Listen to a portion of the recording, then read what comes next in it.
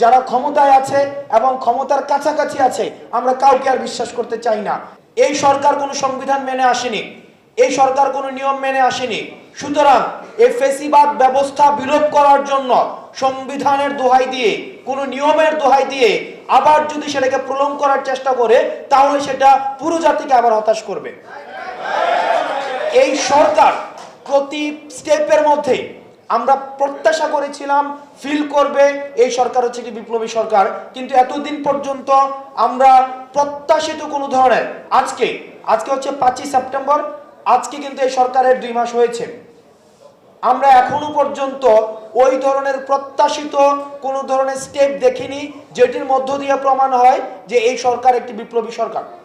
এখন দেখেন 25শে ফেব্রুয়ারি 2009 যখন বিডিআর বিদ্রোহের যে ঘটনাটি ঘটেছে, তখন আমি ক্লাস 6-এ পড়ি এবং আমরা এই প্রজন্ম যারা